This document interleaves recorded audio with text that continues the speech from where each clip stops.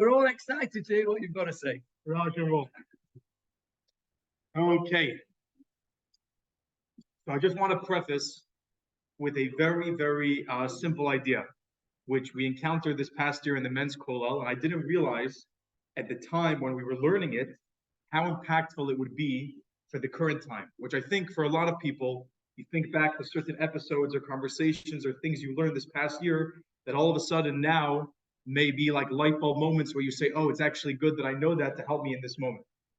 So we were learning Moreh Nevuchim, which is the guide for the perplexed from the Rambam. And the Rambam dissects one of the most fascinating moments in Jewish history. I wouldn't say Jewish history, I would say human history, world history, which is the story of Adam and Eve with the sin of the tree of knowledge. So the Rambam says, he asks a very simple question. And he actually says, I had a student, which was a brilliant student who had a grasp of arts and philosophy and science and all these different topics, as well as the Torah, and he asked me this question. And we know from learning Moreh Nevuchim that when the Rambam says somebody was brilliant, they must have been tremendously brilliant.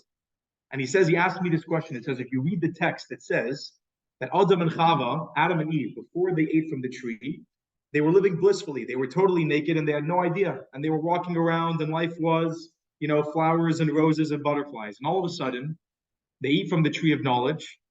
And what happens? It says their eyes opened.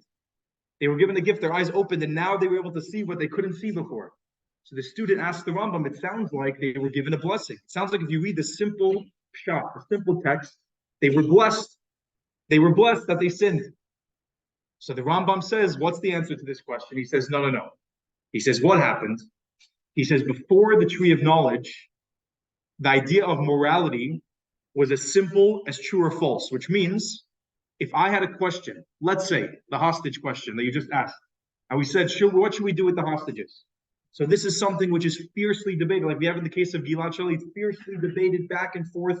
One person will tell you, how could you possibly put a price on a soldier? A soldier went to battle for us, and we're not going to give everything we can to take him back.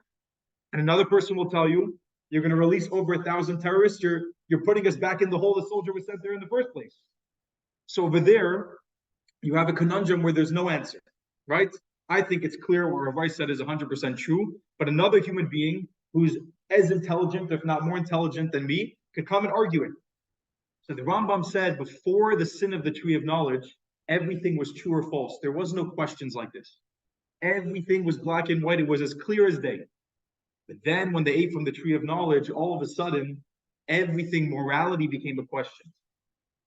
Morality became, what do we do in this scenario? Now we debate every single scenario. Some of the biggest, most fierce issues in our society today are because of things that are seemingly random. Two people might not eat at the same dinner table in California because one person is pro-abortion, the other person is anti-abortion. So they can't eat dinner together. Because if that topic comes up, it's going to be nuclear. They have to leave the house. And today, right now, when it comes to this war, that is the problem that we are facing, is that there's going to be many challenges like this over and over again of what we need to do. So what I thought to myself is that in this scenario, there's only one way to go. If you're going to realize that this is the reality, every human being who has a bit of intelligence, especially Jews who are good lawyers, we can all argue back and forth a million different directions, every single possibility. You have to go to what the Torah says. The Torah is eternal. The Torah is the truth. You have to go to the Torah and you cannot use your heart. Because right now we are all very emotional. We are very, very emotional. If you speak to anybody, just the images. I just saw a video yesterday of a Chabad shlucha that I know personally. We were just at a wedding together. A Chabad shlucha I know personally. She was on campus. It's a famous video, so I could say it. It was in Ohio State University. And she was on campus and there was a Hamas protest. And she's standing there and you see the police sort of surround her because she's a real firecracker. So she went right into the Hamas protest. She's wearing a big Israeli flag over her body and she's standing between who knows how many Hamas protesters, and the police are guarding her.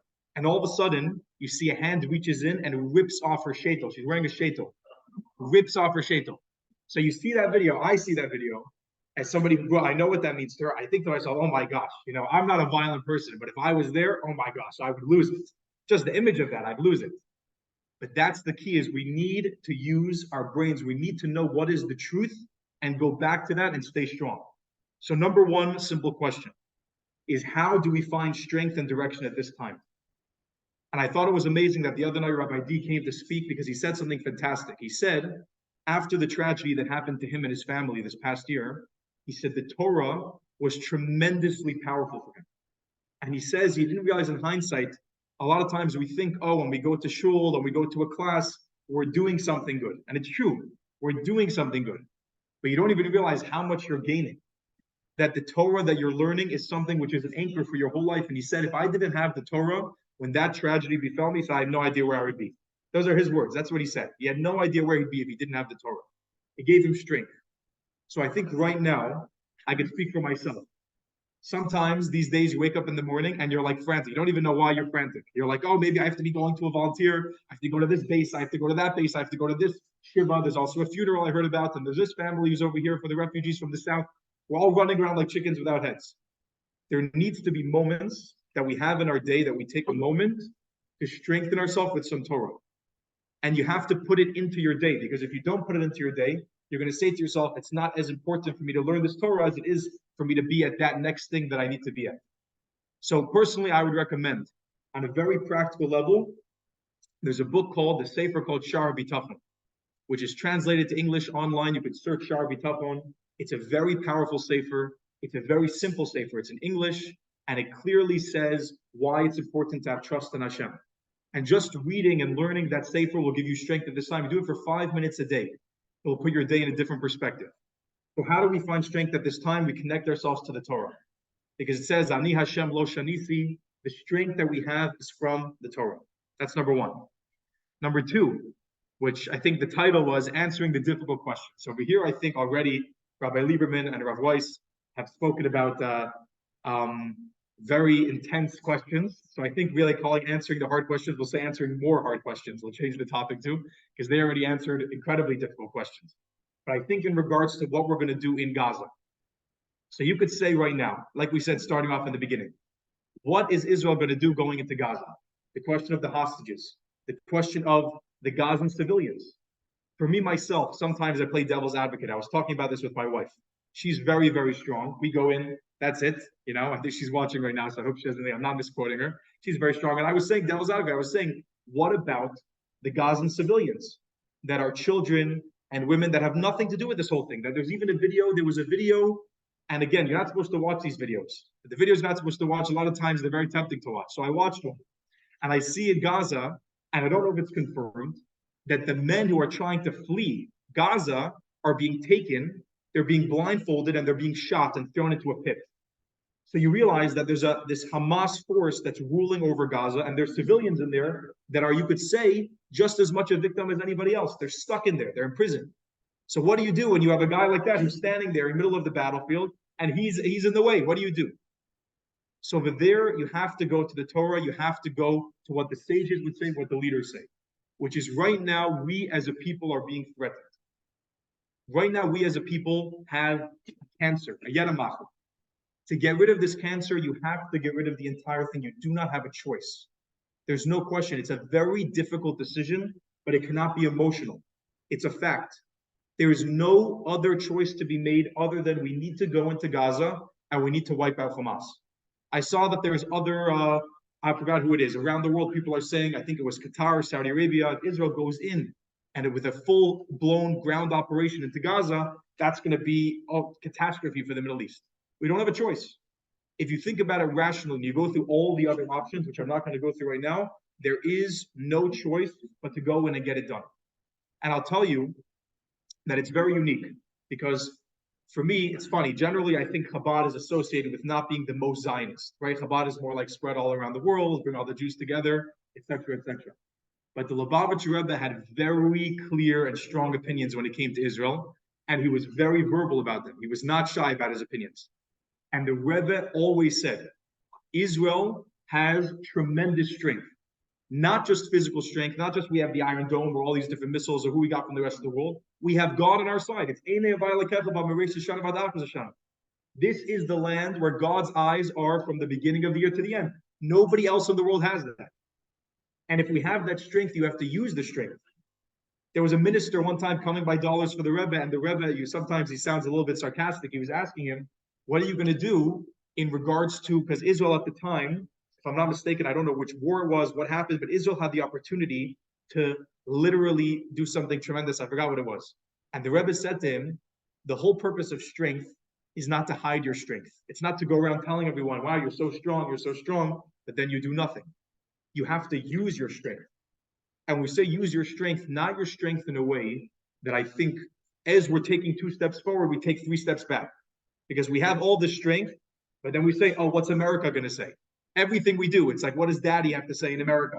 What's Joe going to say on the phone? We want to go and attack, but what's Joe going to say? It's Joe Biden, who is like, the biggest joke in the world is running Israel. Because when Joe's on the phone, oh, Joe spoke to Bibi, now we have the clearance. It's crazy. We don't need, yes, I understand, I'm not a military strategist. And I'm not a guy who's going to say, oh, we don't need America. I think it's nice. America donates, America gives us artillery, or we gave to Ukraine. I don't understand the whole backstory. But we are very strong by ourselves. We should not always make it that we need we have to keep kowtowing because, the rest of the world, they're not going to give us this. We need to get it done. And if we get it done and we show them that we're not just going to do everything that they say on BBC or Fox or CNN, and we're not just going to, wow, now it's not nice, now we should stop. Now it's not proportionate, like you were saying. It's not proportionate anymore, so now we need to stop because the numbers now are not adding up. We show the rest of the world that's not the way it's going to be. We have the strength now, and when you think about it for a second, that's really the entire purpose of Israel. If we needed the entire rest of the world, then what is the point of Israel? The whole idea of having a Jewish state is that we are responsible for our own lives. When we say never again, it's not never again because America and England and who else agrees that it's never again. It's because we now have a country and we say never again. That's it. And until we take that step, a very strong step forward where we say never again because we have the strength to make that happen, it's not going to happen. It's always going to be, we're about to, this time we're going to go into Gaza. Okay, never mind. Now we're doing the trade of, I don't know what, God forbid, 6,000 terrorists for who knows how many hostages we would get in return. We have to use the strength that we have. And the key is over here is that we are not this type of people. Because there's a separate question over here which says, are you allowed to celebrate when you see the demolition on TV, when you see the buildings going down, when you see the pictures of Gaza, where it looks like a demolished city? And I think at a time of war, it is important for the morale of the people that there's some videos going around. You have the pictures of the missiles where everybody gets their name on it, and l'chaim l'vracha, and it says happy birthday with the big hearts, Gaza. We have more coming, stuff like that. That's important for the morale. But there's a question of, can you celebrate when you see the death of Hamas? And I don't even mean the civilians. Yamav Shimon, can you celebrate? So famously it says that when the Jewish people, we were going out of Egypt, and we passed by, we had Kriyas Yamsuf, we sang, but we didn't, when it came to the Egyptians dying, we were not allowed to celebrate the death of the Egyptians. I'll find you the exact what it says. It says, al tismach, which means with the falling of your enemies, you should not be happy, you should not rejoice. Which that doesn't mean, just to be clear, there's the natural emotion of rejoicing and being happy. Of course, I'm not saying that we should be, Nebach. No one's thinking, Nebach. When you see Hamas, whoever it is, Al-Husseini or another commander is dead, nobody's saying Nebach. But we're not supposed to rejoice. Why are we not supposed to rejoice? And to me, this was an eye-popping moment. Because over here, there is a fine line. Once we take the first step and we say, okay, we need to be strong with no limitation. Doesn't matter the rest of the world. That's point number one. I think it's pretty unanimous in the Jewish community right now. I think the crimes were heinous enough on October 7th on Simchat Torah. I think we're all on the same page on point number one. Point number two is the point of whether we lose our humanity or whether we stay on the side of being who we are. If you celebrate, if we become murderers like them, then what's the difference? If we become complete murderers, if we say, oh, look what they did to us, now we have to do back to them, then we sound like the rest of the world. The rest of the world is saying, oh, Gaza is so abused that it makes sense what they did. Now, if we become so abused and then we could just do anything and we become abusers, that doesn't make any sense either. So I'm not saying when it comes to the tactical battle, we should show any restraint. We need to go in and wipe out Hamas. Whatever's in the way, that's what we got to do. But that being said, to celebrate the death, to watch death happen in the world and celebrate it, that is a point where we do not cross. Because in general, even a serial killer, if you know there's a serial killer in I don't know who knows where in Tennessee, and he's on death row and he's about to be killed, and you say to yourself, what a disgusting piece of filth is about to be removed from this planet. Thank God. Baruch Hashem, he's about to be removed from this planet. You should say to yourself, wow, a human being that was created in the divine image of God now took that gift and he threw it so deep into the mud. It's a tragedy. It's a tragedy. And there's a story that we actually spoke about this past year, which at the time, when we said this story, I did not understand it at all. I really didn't. And I remember thinking the ending of the story made no sense to me. I'm like, it just didn't. Usually there's like a story, wow, there's like the ending is like, oh, I'm so inspired. Over here, the ending didn't make any sense to me, but now it does. The Kloisenberger Rebbe, who's the founder of Lanyado, very famously. The Kloisenberger Rebbe, one time in the Nazi death camps, was being beaten and beaten to a pulp. Like they were describing the scene. And what happened was he was praying.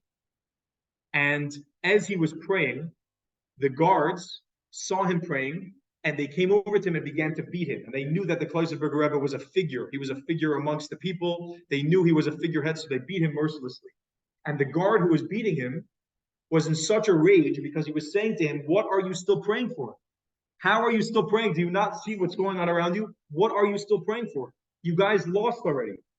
Where is your God? If you're praying, where has your God been this whole time? I don't see him. Look where you are. And he's beating him and beating him and beating him, and there's blood pouring down his beard. It's a horrific scene. And the Kloisenberger Rebbe looks up at him and he says, as long as we are not the ones who are holding the guns to innocent children and sending innocent people into gas chambers, as long as we are not the ones who are committing those atrocities, we haven't lost. Why? A separate story I'll share with you. The previous Lubavitcher Rebbe was one time in prison. The Friedrich Rebbe, the current, the Lubavitcher Rebbe's father-in-law. Current, that's a whole. I mean, no, there's no new Lubavitcher. I know you guys think I'm like, there's no new one right now. The last Lubavitcher Rebbe's father-in-law. He was one time in prison. And the guard that was guarding him took out a gun and held it to his head. And he was completely calm. And the guard said to him, he said, why? Like, why are you not scared? He was completely calm. He said, this toy that you have in your hands, it scares somebody who has two gods in one world. But somebody who has two worlds and one God is not afraid of such a toy. Which over here you have in this caliber of men, the Kloisenberger Rebbe, the Friedrich Rebbe, his name was the previous Rebbe, Rabbi Yosef Yitzchak Schneerson. These men, they understood that this world is not the end game. This is not the end game. Our souls are the end game. Our bodies are not the end game. Which means this land is a divine land. We have to give everything for this land above and beyond anything. This is an end game. But our souls, that we never tarnish. So the idea of celebrating the death of the enemy, yes, of course, there's something involved with morale of war. I'm not saying that when we win, we should say, oh, Nebuch, they had to lose. No, we'll celebrate, we'll dance. But the actual celebration of death is not something that we cross. Because we are not murderers. We are keepers of life. We are keepers of peace. When it speaks about the Torah, it says Torah Chaim. Every time it speaks about the Torah, it's Torah Shalom, it's Torah's peace. It's not about death. It's not about murder. That is the difference between us. That is why we have no choice when it comes to Gaza and Hamas. Even if you say, like someone was mentioning about the baby and the animals, every single member of that culture and that society is completely entrenched and soaked in death, in murder, in evil. There's no choice. And I'm not saying for 1 second you drop a nuclear bomb. You go in and you have to kill everybody who's part of Hamas. If there's a civilian in the way, then that's what you got to do. I'm not saying we should kill every single civilian. But I'm saying that we need to go with strength and realize no restraint this time. Don't say, oh, we're going to do a little, like right now I see, okay, we're doing little Gaza, we're going in. I don't know what's happening behind the army. I hope there's some surprise. We're going to wake up one morning. Every morning when I check my phone, I don't know if anybody else has this. Every morning when I check my phone, I'm thinking to myself, there's going to be the big surprise. There's going to be this morning. When I open up my phone, there's going to be, we heard, they went in, bing, boom, there's 220 hostages that are on the beach in Eilat. It's all done. And they did it. That's what I don't know. Every morning I check my phone, there's like this little second, and then it doesn't happen. And I see, okay, this went up, that number went up, nothing really, whatever. So I will share with you another question. Is it safe to be in Israel right now? Because logically speaking, person could say to themselves, we are civilians, right? We are citizens. I could say to myself as a 24-year-old that I'm not in the army for whatever reason, not because of any physical disability. I just grew up that I didn't sign up to the army young enough. I got married, I had kids. I'm 24 years old, not in the army. I've never felt more useless in my entire life, to be very honest with you. Okay? So I can say to myself, what am I even doing here? Maybe I'm much more useful or safe if I go to Miami and I'll be in Miami while the war is going on. What am I? I'm not helping, I'm not shooting anyone. What's the point of me being here on this land? Is there any purpose? What am I doing here? I'm just sitting here in harm's way like a sitting duck, like, oh, I'm a believer. Like, am I helping anybody? I don't think so. So what is the point of being in Israel? Seemingly, it's not the safest environment. I think we're completely safe, but it's not the safest environment. Why would you sit in the middle of the war if you're not useful to the war? So over here, this is another area where the Lubavitcher Rebbe was tremendously strong and completely consistent. I've never seen one exception to this rule. And this case, I think, is one of the most extreme cases. You might have seen the video going around. There was a man, a family, that they had a daughter in seminary in Yerushalayim, in the old city. And they came to the Rebbe, and they asked the Rebbe, they said, should we bring our daughter home? Which means they weren't saying to move out of, like she lived over there, and she was in seminary. And not only that, you see from the course of the conversation, it was break. It wasn't even during school time, it was a break. I want to read to you exactly the quote of the Rebbe without saying it any differently. Okay? The Rebbe said like this: she is together with God in his capital. What could be safer? So the man said again to clarify, because a lot of times when you go buy dollars, there's thousands of people. You're waiting in a line for 5 hours. You think maybe the Rebbe didn't hear you. Maybe you asked the question, you were like, the answer, you're so taken aback. You're like, okay, let me say it another time. So he clarifies again. The Rebbe said to him, chas v'shalom, which means God forbid to even entertain the thought of bringing her home right now. And when the guy said she was on break, the Rebbe said she could still learn things just for being in God's holy city. And then when they were walking away, the Rebbe called them back, which again, because of just the time constraint and people walking by, was very rare. The Rebbe called them back, and the Rebbe said to them, don't even tell her that you're considering her leaving. And this applies not only to her, but to any Jew who is considering leaving Israel, Jerusalem. We are all planning to go there soon with Mashiach. Why plan the opposite? So the Rebbe said to her, in very simple terms, and has always been this way, Israel is the safest place in the entire world.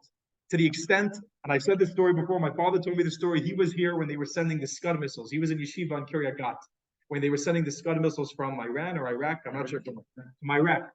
Okay? And then there was no Iron Dome, there was these massive bus-sized missiles coming into Israel, and nothing to protect you. So because the Rebbe gave an answer, Israel is the safest place, when they would hear the sirens, Chabad was very into like, we have no fear. So Chabad, the entire yeshiva, hundreds of students, when the sirens would go off, they would go to the roof of the yeshiva. The most dangerous place to be. They would all stand on the roof and they would be like singing and dancing off. So all of a sudden, this day the siren goes off and the Scud missile comes and lands right next to the yeshiva building. And my father said everyone's standing there, the whole place got quiet. They see the missile coming towards them, nobody's moving. And then my father said he never saw an 80-year-old man run so fast in his entire life. The Rosh Yeshiva of the yeshiva, ran down the stairs 2 at a time, running down the steps. All the rest of the Bachrim stayed. Just the Rosh Yeshiva was the only guy who ran. All the rest of them stayed. But the point of the story is that we are here. This is the safest place. And then you may ask to yourself, okay, it's the safest place, but mentally speaking, is a separate question. Yes, it's the safest place. Fine, I'm a believer, bitachon, Israel, everything, Zionism, 100%. But maybe just mentally speaking, what? Iriamim, yes, not even one siren. Right? Right? But the question is, even if it is the safest place, yes, I believe, why don't I just wait it out? Why don't I just wait it out wherever I'm from? If I have a second place, if I have a home, if I have family somewhere, just wait it out so I don't have to hear any sirens. Just don't have to be like, I don't want to be in this whole situation. I can't handle it. So over here, there's a separate concept. Over here, there's something called, and this is a separate discussion that the Rebbe also spoke about, is thinking good and it will be good. Which means that when we speak about bitachon, when we speak about praying to God, when we speak about all these things, you are not useless. And you may not realize because you're not holding a huge gun around your chest and with a strap and everything, but you're not useless. If you are a Jew who is living in Israel today, and you are a Jew, even if it's simply, and I mean no volunteering, nothing, even if you're simply going to your apartment, you're going to the pool, you're playing tennis, you're doing your daily life, and you're believing, I'm being serious, and you're believing that you're safe, that is something tremendous. That is something tremendous that you cannot realize in God's eyes. When he looks down and he sees his people, his children, that they're in Israel, and we say, we are not scared, we are living our life because we trust in Hashem, that is tremendously powerful. I would say that is just as powerful, if not more powerful, than anyone else doing anything else. Very seriously. I can tell you, we spoke about this past Shabbos, so I don't want to bore anyone who was there, but there is many, many, many stories about Israel where you see that the power of Israel is not any single military general, any single military equipment that we've ever gotten. The power of Israel is God. That is our secret weapon. I'll tell you a few very short stories just to bring out this idea. In the Yom Kippur War, there's the very famous story when they were going through the minefield and all the soldiers were getting down on their stomachs. And I believe the commander's name was David Yanai. He was on his stomach. And they're crawling through the minefield with their little batons because they realize if anybody takes one wrong step, they all go kaboom. That's it. So they're all there slowly. All of a sudden, out of the blue, a massive wind comes in, blows all the sand, and they see all the minefields. They walk right through, no problem. In 2014, in the Gaza war, this is all straight from articles, straight from the people who were there. The commander of the Iron Dome, however that works, he's in the control room and he sees that there's a missile that's heading straight for Tel Aviv.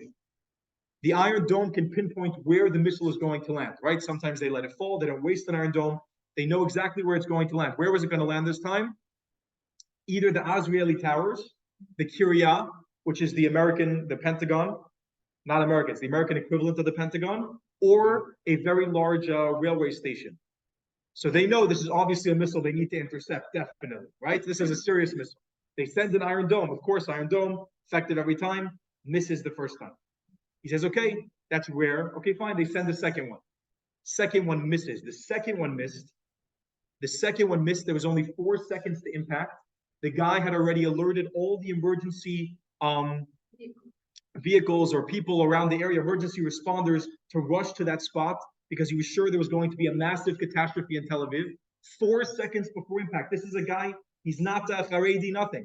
He says the missile, a huge gust of wind came in, blew the missile, went straight into the ocean. He said, I was sitting there, we're all sitting there in the command room. He said, that was the hand of God. There's no question about it. He said, I've never seen that in my life. Literally like a finger just whoop, that's it. So you could have every single different missile and weapon and soldier and unit, and they're extremely important. I'm not for 1 second saying, okay, we learn Torah and sit and daven, and that's all we need to do. The soldiers are essential. We should be sending food to the soldiers, vests to the soldiers, everything. But the secret weapon that we have is God. So being here in Israel, you are not useless for being here. You are essential for being here. And living your daily life and believing everything is going to be okay and everything is going to be safe, that is the key. And I want to end off with one very simple idea that I saw in this past week's Torah portion. I heard this from Rav Simon Jacobson, an unbelievable idea. If you'll notice, since the attack happened on October 7th on Simchat Torah, the Torah portions have been absolutely incredible. There has been literally a guidance to every single Torah portion. So you'll notice, Bereshis, everybody saw the first Rashi. That is our right to the land of Israel. What's our right to the land of Israel? Is the fact that the creator of the universe decided it's ours. That's it, period. Not because we won it in a war, not because of anything else. The creator of the universe, the God of this world, decided that this land is ours, period, end of story. That's it. Then comes Noah, where the world has to be completely destroyed. God makes a brand new world, has to be completely wiped out. But then comes Lech Lecha. And Lech Lecha is the parsha where finally we have a glimmer of hope. Here comes Avraham. Avraham is the first hope and light and beauty that comes into the world. And this moment, Avraham, in Parshas Lech Lecha, Perek Tesvav, in the 15th chapter, Avraham is promised, he says, your children are going to be like the stars, and he has promised the land of Israel. But then Avram says to God, how am I going to know? How do I know that it's going to be mine? So that's when Hashem does the bris bein absarim with it, right? He takes the animals, the meat, he splits it in half.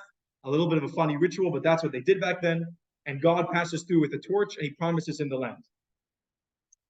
It describes how a deep sleep at this moment fell upon Avraham, and a deep, dark dread fell upon him. Now, if you read it in the Psukim, if you read just the English, you literally can skip over this moment and you could say, okay, this is one of those parts of the Torah, they're being poetic.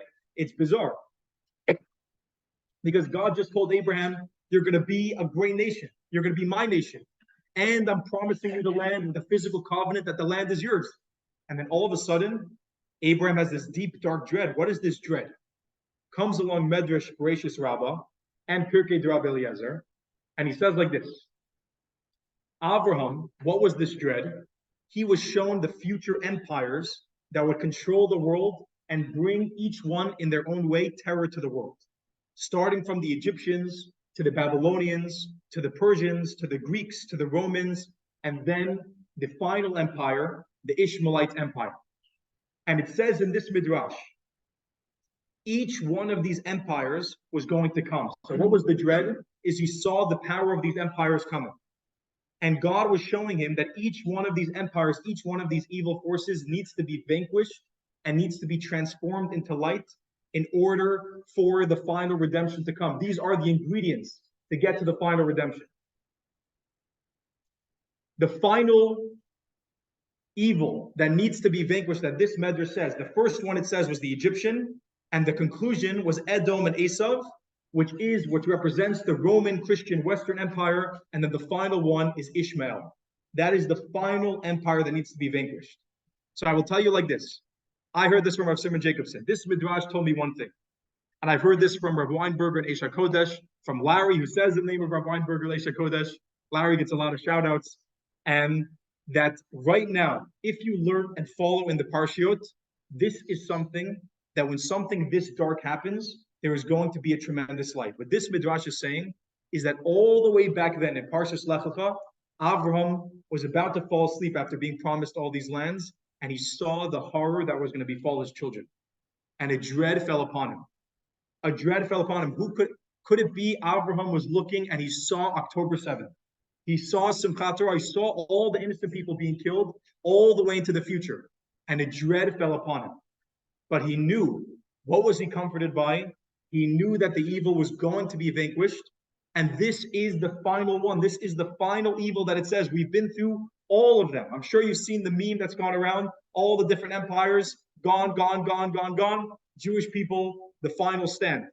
This is the final stand. This will be the final darkness. The empire of Ishmael, of the Arabs, of whatever it is, Hamas, I'm not sure exactly, probably Amalek. This is the final moment, the final challenge. God willing, after such a darkness, we are going to see the greatest light. We will, God willing, see the final redemption openly and revealed speedily in our days. L'chaim.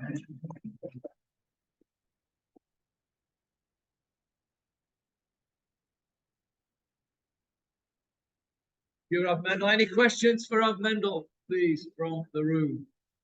Any questions? Any questions? Okay, thank you very much, everyone. I just want to leave you with one thought before you all run away. I want to leave you with one thought which occurred to me yesterday during Sudash Lishit. During Sudash Lishit, somebody mentioned, Arik Rosenberg mentioned about the idea that we were compared to the stars of the heaven. The Jewish people were compared to the stars of the heaven. Avram was told, go out and see if you can count the stars. That's what your children are going to be like. It occurred to me that when we go out in the daytime and we try and count the stars, what do we see? Nothing. Daytime represents when things are going well. Nighttime represents the time when things are not going well. Choshech, darkness. When you go out in the darkness, that's when the stars come out.